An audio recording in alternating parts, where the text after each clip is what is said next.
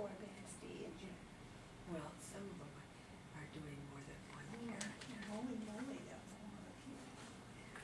Well, it looks like you'll easy today to get your own personal showing tonight, but I hope that you enjoy the show. Thank you. Thank you. Would you rather not do it if there's just us? No, we're happy to do it for you. Okay. So as long as you enjoy the show, we're good to go. Oh, we will.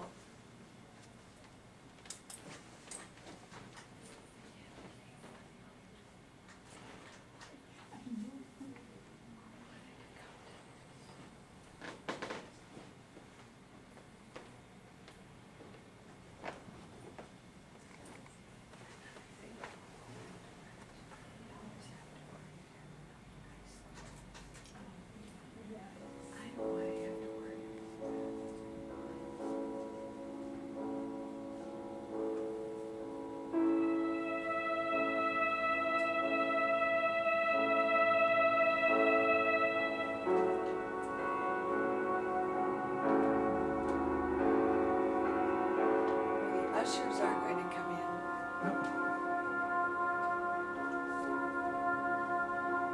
Just in time.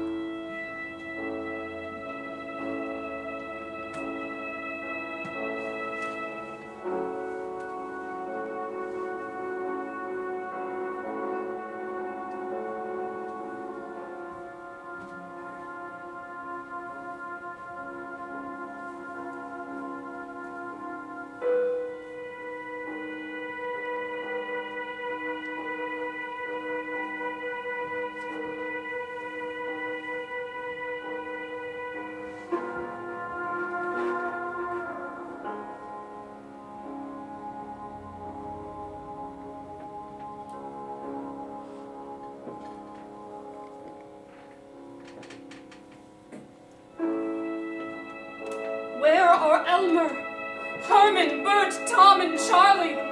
Weak of will, the strong of arm, the clown, the boozer, the fighter. All are sleeping on the hill. After you have enriched your soul to the highest point with books, thought, suffering, the understanding of many personalities, the power to interpret glances, silences, the pauses in momentous transformations, the genius of divination and prophecy, so that you feel able at times to hold the world in the hollow of your hand, to be able to see every side of every question, to be on every side, to be everything, to be nothing long,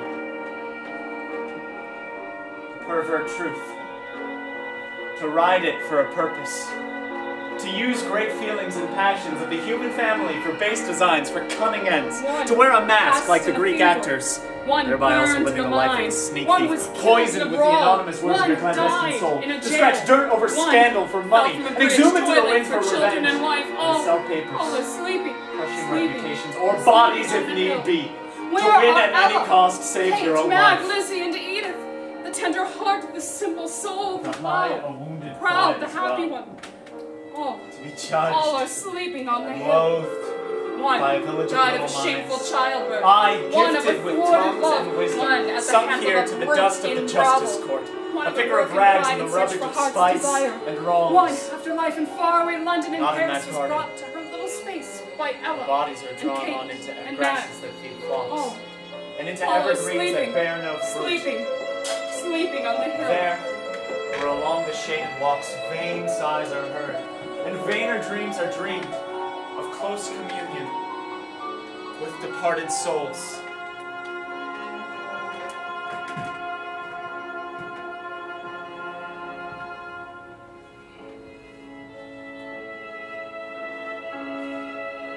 In life I was the town drunkard. When I died, the priest denied me burial in the holy ground. The rich redounded to my good fortune, for the Protestants bought this lot and buried my body here, close to the grave of the banker Nicholas and of his wife Priscilla. Take note, ye prudent and pious souls of the cross, currents in life which bring honor to the dead who lived in shame.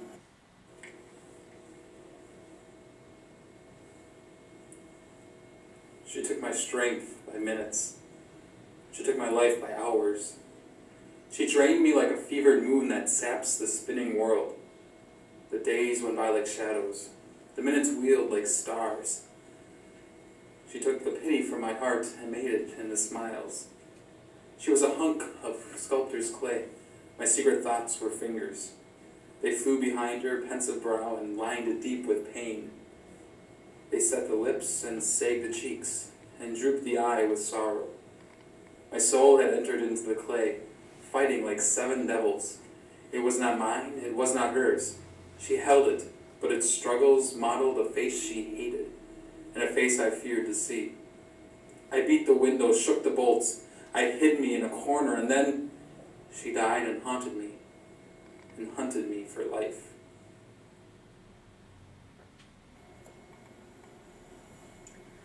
Have you seen, walking through the village, a man with downcast eyes and haggard face? That is my husband who, by secret cruelty, never to be told, robbed me of my beauty and my youth, till at last, wrinkled and with yellow teeth and broken pride and shameful humility, I sank into the grave. But what think you gnaws my husband's heart? The face of what I was, the face of what he made me. These are driving him to the place where I lie. In death, therefore, I am avenged. I inherited 40 acres from my father, and by working my wife, my 2 sons, and 2 daughters from dawn to dusk, I acquired 1,000 acres. But not content, wishing to own 2,000 acres, I bustled through the years with axe and plow, toiling, denying myself, my wife, my sons, my daughters. Squire Higby wrongs me to say that I died from smoking Red Eagle cigars, eating hot pie, and gulping coffee during the scorching hours of harvest time brought me here ere I reached my 60th year. And swayed the russet moon, hanging between the rim of the hill and the twinkling boughs of the apple orchard.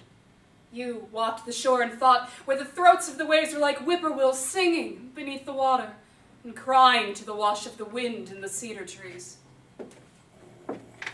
I have studied many times the marble which was chiseled for me, a boat with a furled sail at rest in a harbor.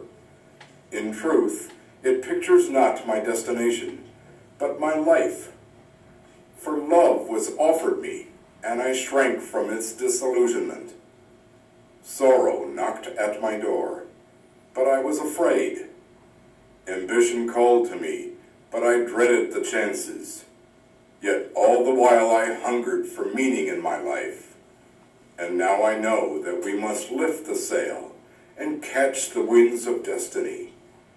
Wherever they drive the boat to put meaning in one's life may end in madness. But life without meaning is the torture of restlessness and vague desire. It's a boat longing for the sea and yet afraid.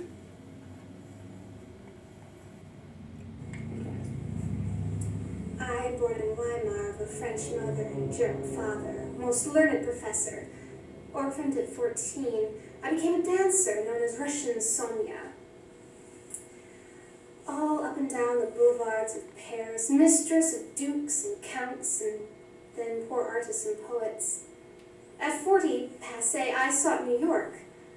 On the boat, I met Patrick Hummer, who had just delivered some cattle to the German city of Hamburg. He brought me to Spoon River, and we lived here for 20 years.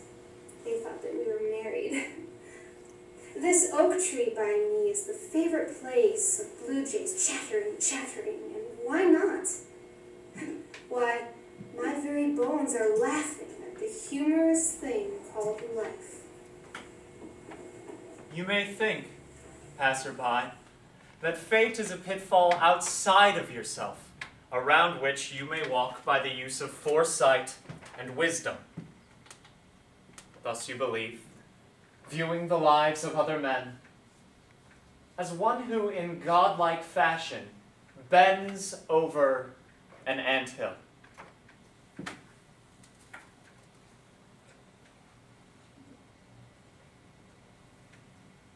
I was a peasant girl from Germany, blue-eyed, rosy, half Miss Green's. On a summer's day when she was away, he stole into the kitchen and took me right into his arms and kissed me on my throat. I turned my head. Then neither of us seemed to know what happened. And I cried for what would become of me. And I cried as my secret began to show. One day Mrs. Green said she understood and would make no trouble for me. And being childless, would adopt it. He had given her a farm to be still. So she hid in the house and sent out rumors as if it was going to happen to her. And all went well and the child was born. They were so kind to me. Later I married Gus Wortman in years past. But at political rallies when sitters by thought I was crying at the eloquence of Hamilton Green. That was not it. No, I wanted to say, that's my son. That's my son. I was the only child of Francis Harris of Virginia and Thomas Green of Kentucky. Of valiant and honorable blood both. To them I owe all that I became, judge, member of Congress, leader in the state. From my mother I inherited vivacity, fancy, language. From my father, will, judgment, and logic. All honor to them for what service I was to the people.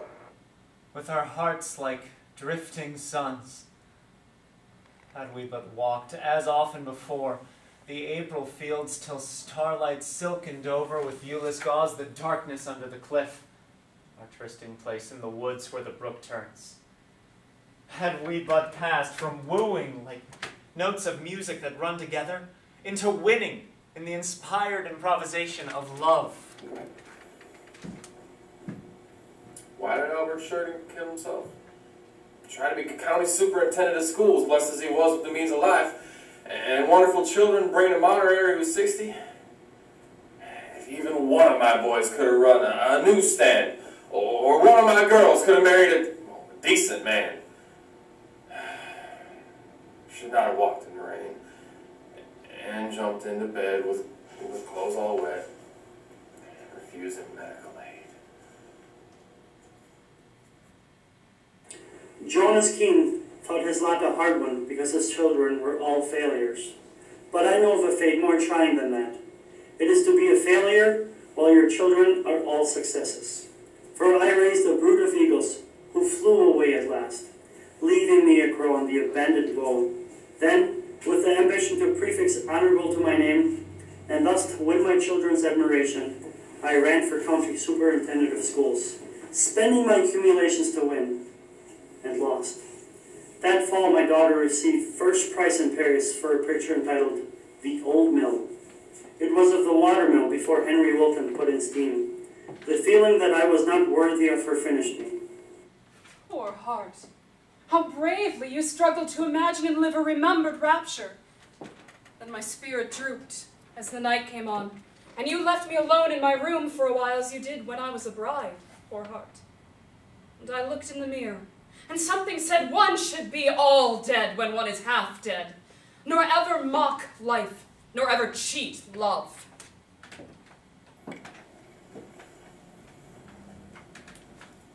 Where is my boy? My boy? In what far part of the world? The boy I loved best in all the school. I, the teacher, the old maid, the virgin heart, who made them all my children. Did I know my boy aright, thinking of him as a spirit aflame, active, ever aspiring? Oh boy, boy for whom I prayed and prayed in many a watchful hour at night, do you remember the letter I wrote you of the beautiful love of Christ? And whether you ever took it or not, my boy, wherever you are, work for your soul's sake, and all the clay of you, all the dross of you, may yield to the fire of you, till the fire is nothing but light, nothing but light. Well, Emily Sparks, your prayers were not wasted. Your love was not all in vain.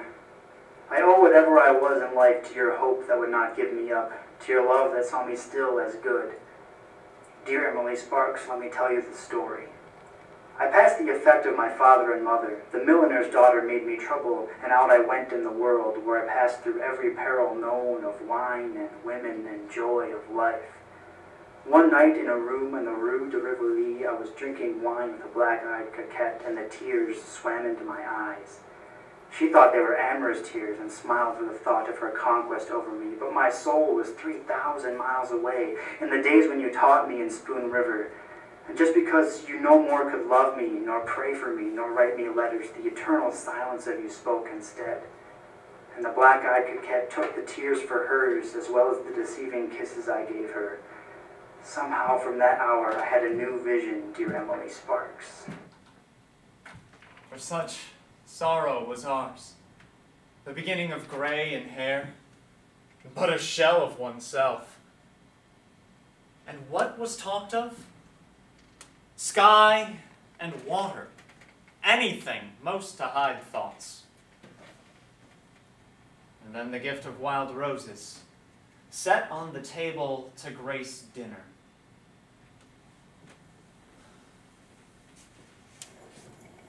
We quarreled that morning, for he was 60 and I was 30, and I was nervous and heavy with child, whose birth I dreaded. I thought over the last letters written to me by an estranged young soul, whose betrayal of me I had concealed by marrying the old man. When I took morphine and sat down to read, across the blackness that came over my eyes, I see the flickering of light of these words even now.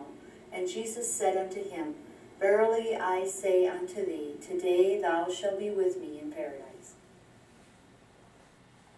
My favorite metaphor was Pricket's cow, roped out to grass and free, you know, as far as the length of the rope.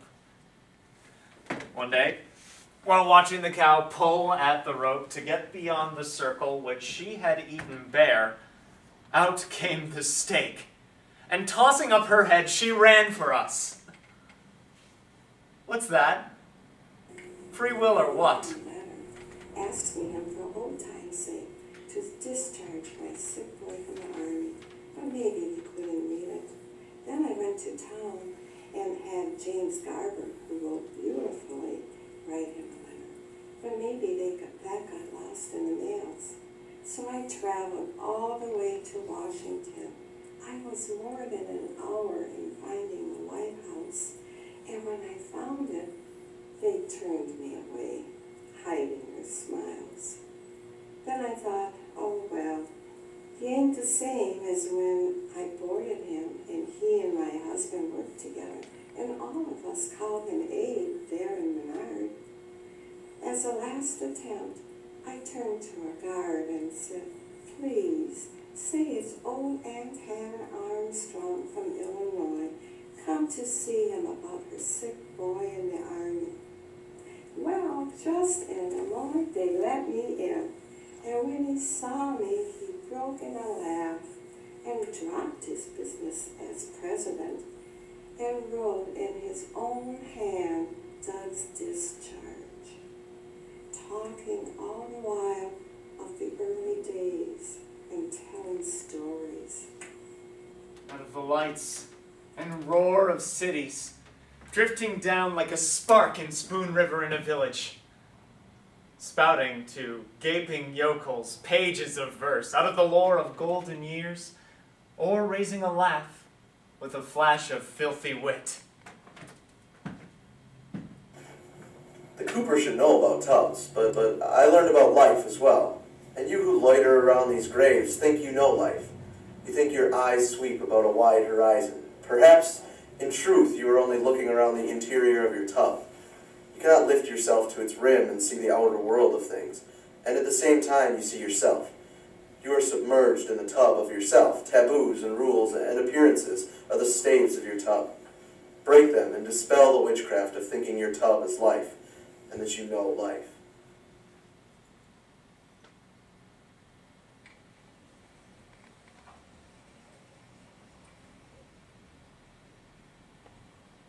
I ran away from home with the circus, having fallen in love with Mademoiselle Mademoiselle Estrelada, the lion tamer. One time, having starved the lions for more than a day, I entered the cage and I began to beat Brutus and Leo and Gypsy, whereupon Brutus sprang upon me and killed me. On entering these regions, I met a shadow who cursed me and said it served me right. It was Robespierre.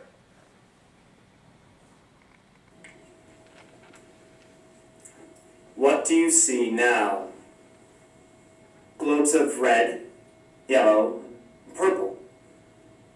Just a moment. And now? Well, my father and mother and sisters. Yes. And now?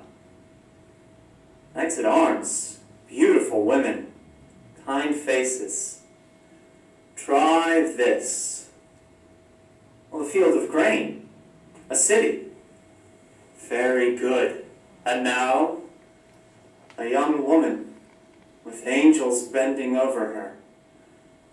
A heavier lens.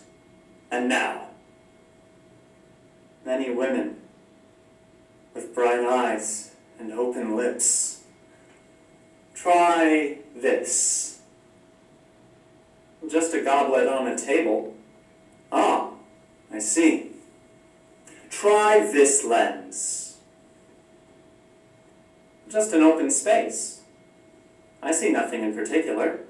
Well, now, pine trees, a lake, a summer sky.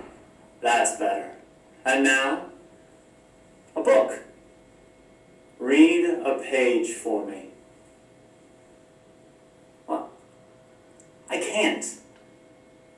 My eyes are carried beyond the page. Try this lens. Depths of air. Excellent. And now, light. Just light. Making everything below it a toy world. Very well. We will make the glasses accordingly. But pass on into life. In time you shall see fate approach you in the shape of your own image in a mirror. Go ahead. When I went to the city, Mary McNeely, I meant to return for you, yes I did. But Laura, my landlady's daughter, stole into my life somehow and won me away. And after some years, whom should I meet but Georgie Miner from Niles, a sprout of free love, furorous gardens that flourished before the war all over Ohio. Her dilettante lover had tired of her, and she turned to me for strength and solace. She was some kind of a crying thing one takes in one's arms, and all at once it slimes your face with its running nose and voids its essence all over you, then bites your hand and springs away. And there you stand bleeding and smelling to heaven, while Mary McNeely, I was not worthy to kiss the hem of your robe. Passerby, to love is to find your own soul through the soul of the beloved one. When the beloved one withdraws itself from your soul, then you have lost your soul. It is written, I have a friend, but my sorrow has no friend. Hence my long years of solitude at the home of my father, trying to get myself back and turn my sorrow into a supremer self. But there was my father with his sorrows, sitting under the cedar tree, a picture that sank into my heart, at last bringing infinite repose. O ye souls who have made life fragrant and white as two roses from earth's dark soil, eternal peace. Caught in the jungle of life where many are lost, and only to think that the soul could not react, as Byron's did in song, in something noble, but turned on itself like a tortured snake. Judge this way, O world.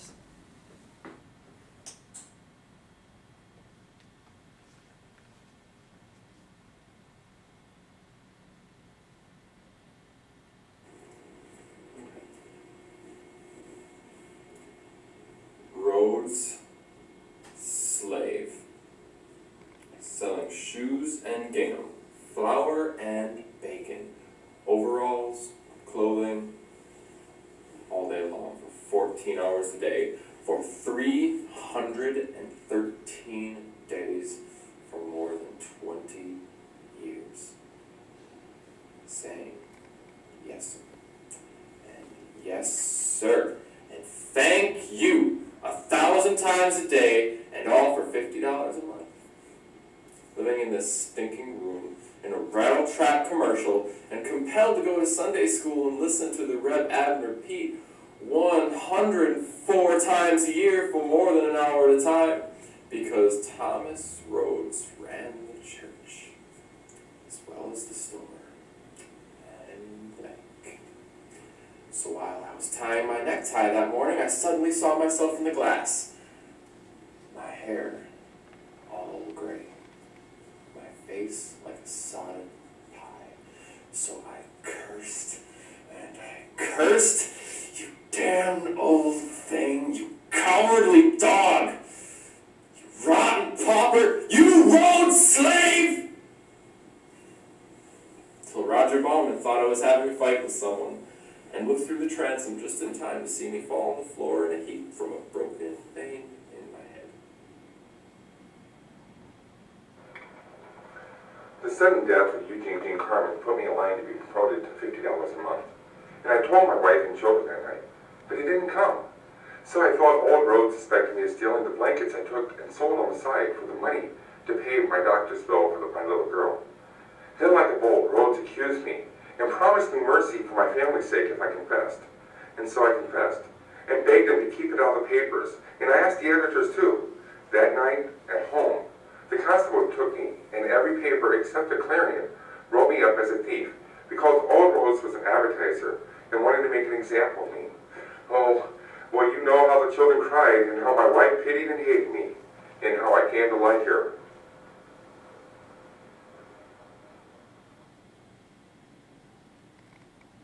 Very well, you liberals and navigators into realms intellectual. You sailors through heights imaginative, blown about by erratic currents tumbling into air pockets. You Margaret Fuller slacks, Pettits and Tennessee Claflin Shopes. You found with all your boasted wisdom how hard at the last it is to keep the soul from splitting into cellular atoms, while we, seekers of earth's treasures, getters and hoarders of gold, are self-contained, compact, harmonized, even to the end. They would have lynched me had I not been secretly hurried away to the jail of Peoria, and yet I was going peacefully home, carrying my jug a little drunk when Logan, the marshal, halted me, called me a drunken hound, and shook me, and when I cursed him for it, struck me with that prohibition-loaded cane. All this before I shot him. They would have hanged me for it, except for this. My lawyer, Kinsey Keene, was helping to land old Thomas Rhodes for wrecking the bank, and the judge was a friend of Rhodes and wanted him to escape, and Kinsey offered to quit on Rhodes for 14 years for me, and the bargain was made. I served my time and learned to read and write. Only after many trials for strength, only after all stimulants fail, does the aspiring soul, by its own sheer power, find the divine by resting on itself.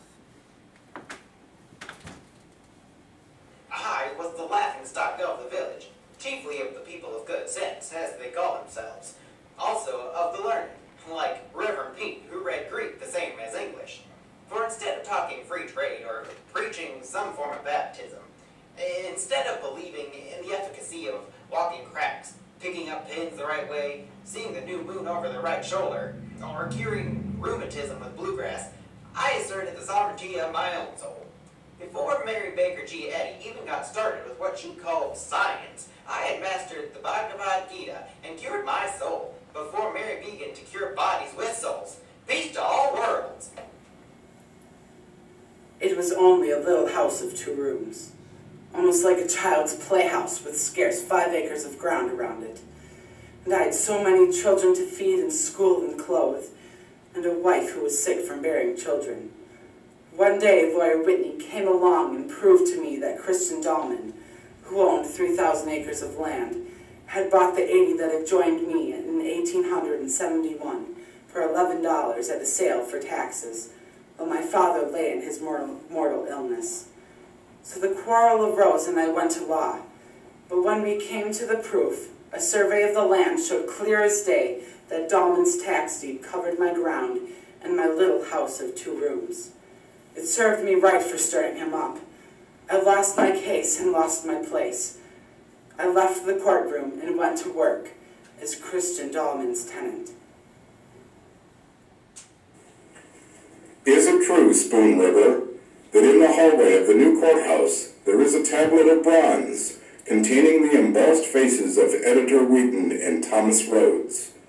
And is it true that my successful labors in the county board, without which no one would have been placed on another, and the contributions out of my own pocket to build the temple, are but memories among the people, gradually fading away and soon to descend with them to this oblivion where I lie? In truth, I can so believe, for it is a law of the kingdom of heaven that whoso enters into the vineyard of the 11th hour shall receive a full day's pay. And it is a law of the kingdom of this world that those who oppose a good work seize it and make it their own, when the cornerstone is laid and the memorial tablets are erected. I never saw any difference between playing cards for money and selling real estate, practicing law, banking, or anything else. For everything is chance. Nevertheless, seest thou a man diligent in business?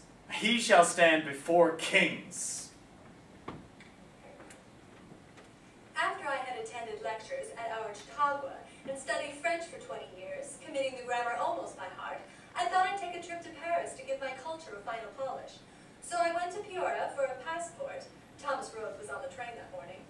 And there, the clerk of the district court made me swear to support and defend the Constitution. Yes, even me, who couldn't defend or support it at all. And what do you think? That very morning, the federal judge, in the very next room to the room where I took the oath, decided the Constitution exempted Rhodes from paying taxes for the waterworks of Spoon River.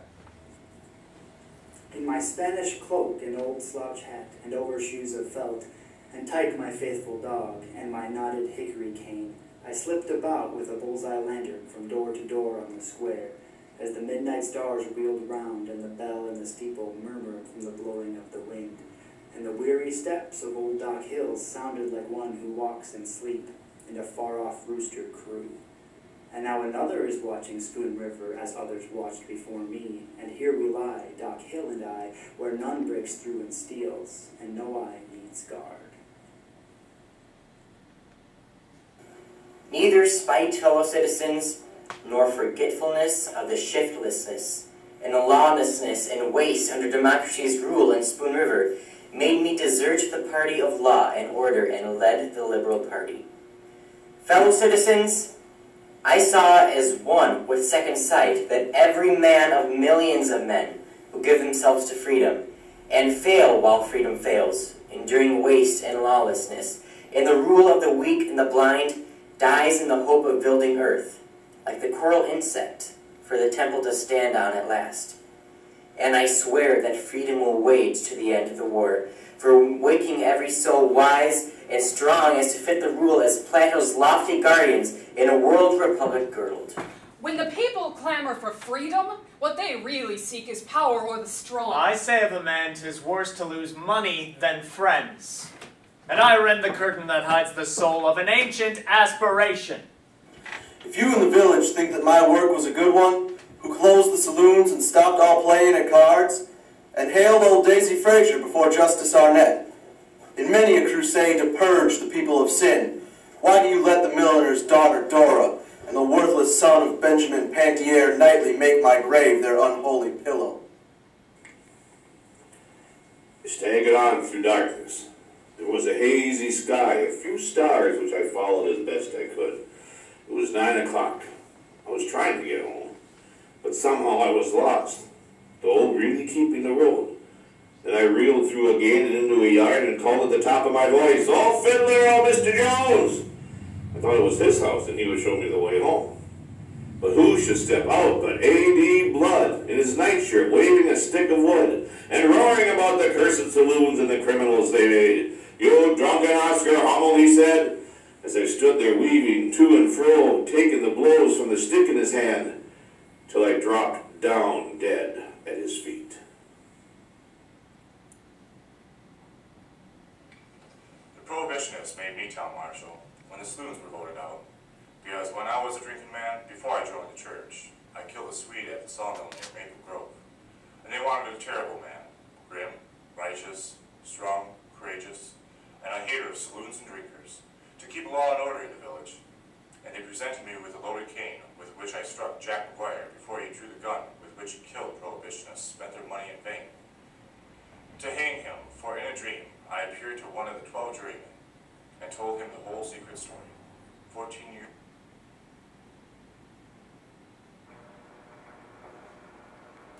Take note, passers-by, of the sharp erosions eaten in my headstone by the wind and rain, almost as if an intangible nemesis or hatred were marking scores against me, but to destroy and not preserve my memory.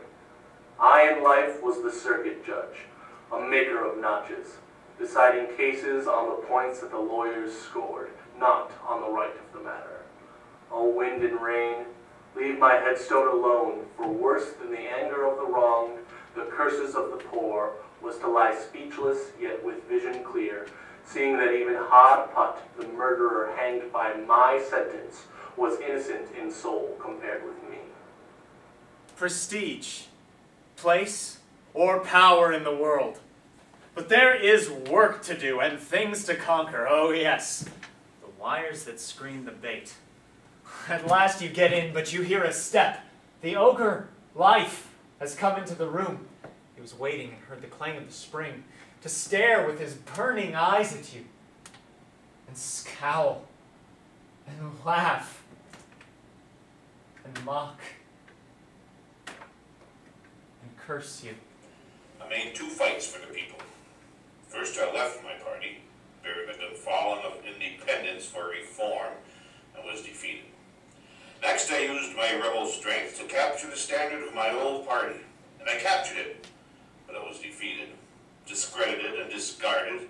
Misanthropical, I turned to the solace of gold, and I used my remnant of power to fasten myself like a saprophyte upon the putrescent carcass of Thomas Rhodes' bankrupt bank, an assignee of the fund. Everyone now turned from me. My hair grew white, my purple lust grew gray. Tobacco and whiskey lost their savor, and for years death ignored me as he does all. As to democracy, fellow citizens, are you not prepared to admit that I, who inherited riches and was to the manor born, was second to none in Spoon River in my devotion to the cause of liberty? Well, my contemporary, Anthony Finlay, born in a shanty and beginning life as a water carrier to the section hands, then becoming a section hand when he was grown, afterwards foreman of the gang until he rose to the superintendency of the railroad, living in Chicago, was a veritable slave driver, grinding the faces of labor, and a bitter enemy of democracy. And I say to you, Spoon River, and to you, O Republic, beware of the man who rises to power from one suspender. In the long, long years, here, under the roots of this northern spy, to move in the chemic change and circle of life into the soil and into the flesh of the tree and into the living epitaphs of redder apples. Your red blossoms amid green leaves are drooping, beautiful geranium. But you do not ask for water. You cannot speak. You do not need to speak. Everyone knows that you are dying of thirst, yet they do not bring water. They pass on saying, the geranium wants water, and I, who had happiness to share and longed to share your happiness, I who loved you, Spoon River, and craved your love, withered before your eyes. Spoon River, thirsting, thirsting, voiceless from chasteness of soul to ask you for your love. You who knew and saw me perish before you, like this geranium which someone has planted over me and left to die.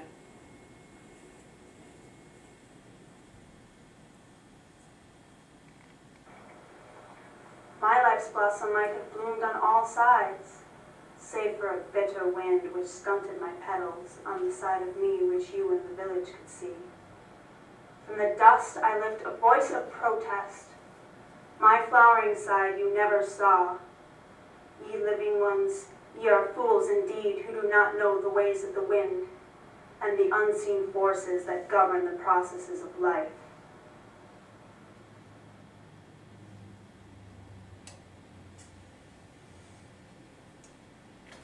I who kept the greenhouse, lover of trees and flowers, oft in life saw this umbraguous elm measuring its generous branches with my eye, and listened to its rejoicing leaves, lovingly patting each other with sweet aeolian whispers.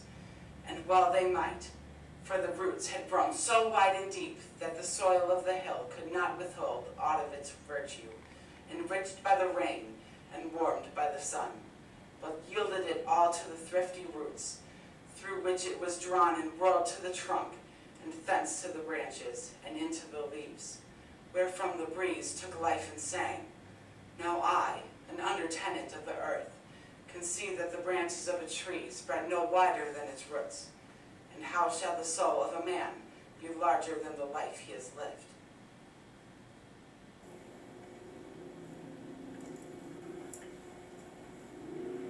Samuel was always talking about his elm, but I did not need to die to learn about roots. I, who dug all the ditches about Spoon River, look at my elm, sprung from as good as a seed as his, sown at the same time. It is dying at the top, not from lack of life, nor fungus, nor destroying insect as the sexton thinks. Look, Samuel, where the roots have struck rock and can no further spread. And all the while, the top of the tree is tiring itself out and dying, trying to grow. Letting the outside world come in, and letting my inner self look out. For this is the birth of the soul in sorrow, a birth with gains and losses.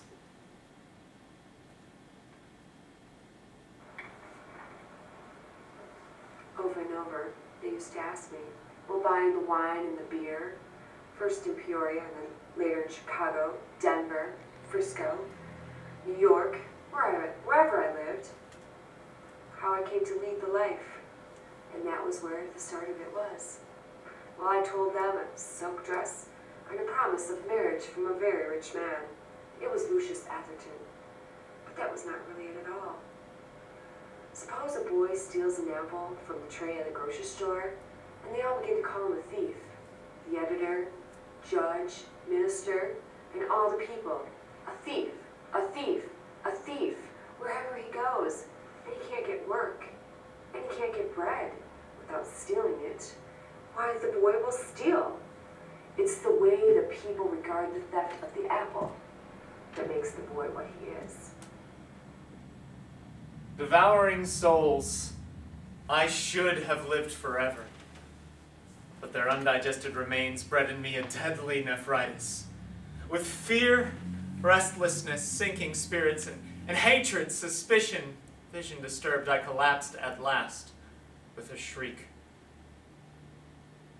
Remember the acorn. It does not devour other acorns. Why are you running so fast hither and thither, chasing midges or butterflies? Some of you are standing solemnly, scratching for grubs. Some of you are waiting for corn to be scattered. This is life, is it? Cock-a-doodle-doo. Very well, Thomas Rhodes. You are cock of the walk, no doubt. But here comes Elliot Hawkins, attracting political followers. Why so poetical, Minerva, this gray morning? For shame, Lucius Atherton. The raucous squawk you evoked from the throat of Anna Clute will be taken up later by Mrs. Benjamin Pantier as a cry of votes for women. What inspiration has come to you, Margaret Fuller Slack? And why does your gooseberry eye flit so liquidly, Tennessee Claflin Shope? Are you trying to fathom the esotericism of an egg. Your voice is very metallic this morning, Hortense Robbins. Almost like a guinea hen's. Quack! That was a guttural laugh, Isaiah Beethoven. Did you see the shadow of the hawk? Or did you step on the drumsticks which the cook threw out this morning? Be chivalric, heroic, or aspiring, metaphysical, religious, or rebellious, you shall never get out of the barnyard, except by way of over the fence, mixed with potato peelings and such, into the trough. A stalk of the earth sphere, frail as the starlight, waiting to be drawn once again into the creation stream. But only the earth sphere, only heaven knows the secret of the seed in the nuptial chamber under the soil.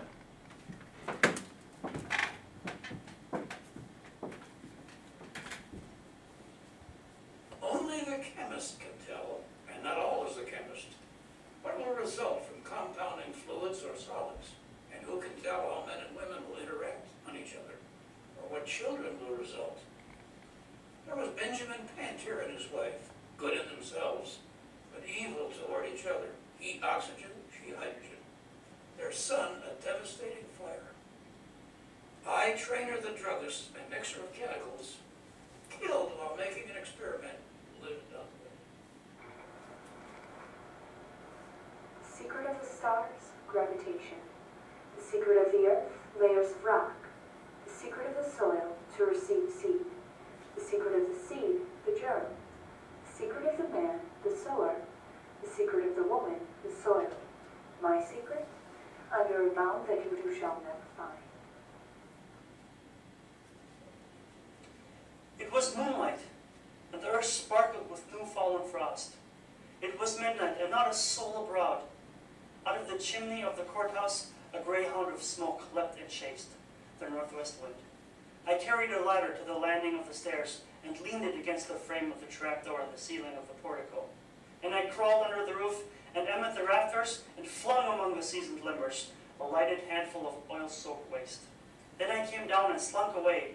In a little while the fire bell rang, clang, clang, clang, and the Spoon River Ladder Company came with 12 buckets and began to pour water on the glorious bonfire, growing hotter, higher, and brighter, till the walls fell in and the limestone columns where Lincoln stood crashed like trees when the woodman fells them. When I came back from Joliet, there was a new courthouse with a dome, for I was punished like all who destroy. I was not beloved of the villagers, but all, because I spoke my mind, and met those who transgressed against me, with plain reminiscence, hiding, nor neutering, nor secret griefs, nor grudges. The act of the Spartan boy is greatly praised, who hid the wolf under his cloak, letting it devour him uncomplainingly. It is braver, I think, to snatch the wolf, and fight him openly, even in the streets amid the dust and howls of pain. The tongue may be an unruly member, but silence poisons the soul. Berate me who will, I am content. Almost the shell of a woman, and almost a year to creep back into strength, till the dawn of wedding decennial found me my seeming self again.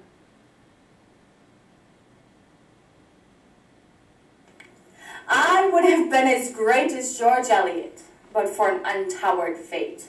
For look at the photograph of me made by Pennywit, chin resting on hand and deep-set eyes, gray too and far-searching. But there was the old problem. Should it be celibacy, matrimony, or unchastity? Then John Slack, the rich druggist, wooed me, luring me with the promise of leisure for my novel. And I married him, giving birth to 8 children, and had no time to write. It was all over with me anyway, when I ran the needle in my hand while washing the baby's things, and died from lockjaw, an ironical death. Hear me, ambitious souls. Sex is the curse of life. The urge of nature that made a man evolve from his brain a spiritual life. Oh, miracle of the world! I lost my patronage in Spoon River from trying to put my mind in the camera to catch the soul of the person. The very best picture I ever took was of Judge Summers, attorney at law. He sat upright and had me pause till he got his cross eyes straight. Then when he was ready, he said, "All right," and I yelled, "Overruled," and his eye turned up, and I caught him just as he used to look when saying, "I accept."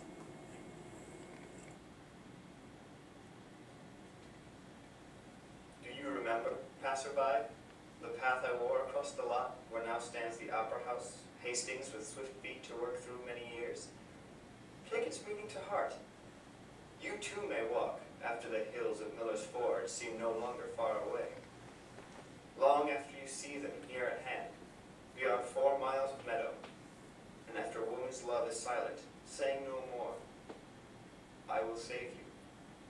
And after the faces of friends and kindred become as faded photographs, pitifully silent, sad for the look which means, we cannot help you. And after you no longer reproach mankind with being in league against your soul's uplifted hands, themselves compelled at midnight and at noon, to watch with steadfast eye their destinies.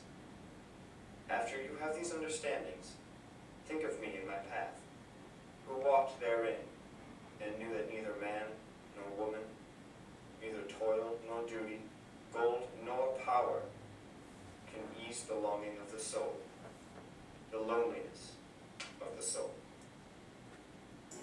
Doc Myers said I had psoriasis, and Doc Hill called it leukemia, but I know what brought me here.